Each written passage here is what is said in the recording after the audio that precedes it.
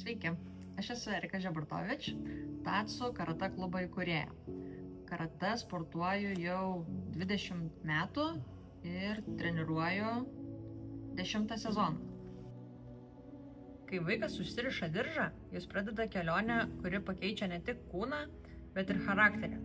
Tad labai tikiuosi, kad Tatsu klube pavyks susirišti ne tik pirmąjį diržą, bet taip pat ir nukeliauti iki juodo diržo. Karate man davė pasitikėjimo savimi, tai padėjo man suprasti, kad ribos yra tik mūsų pačių galvose, kad visi iššūkiai yra įveikiami, ir to įkvėpta sukūriau šį karate klubą, kad perteikčiau visą tai vaikams, paaugliams ir netgi suaugusiems.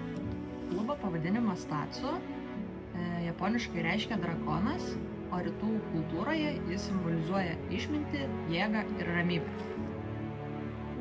Man kaip treneriai labai svarbu, jog vaikai įgytų pasitikėjimo savimi, jog tai jiems padėtų ne tik karate varžybose, ne tik karate sporto salėje, bet ir už jos ribų.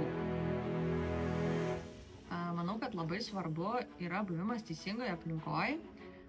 Pavyzdžiui, Kyokushin bendruomenėje yra labai daug protingų, išsilavinusių, pozityvių žmonių, kurie yra geras pavyzdys, kurie įkvepia, kurie išmoko tam tikrų dalykų.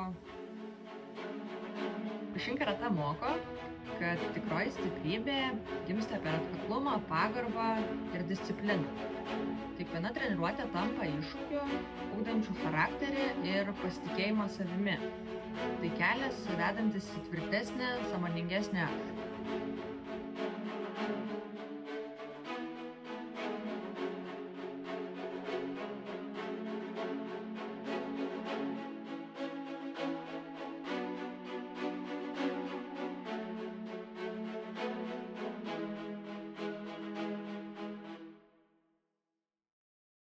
Kviečiu vaikus, paauglius, suaugusius išbandyti Kyokushin karate treniruotes klube Tatsu.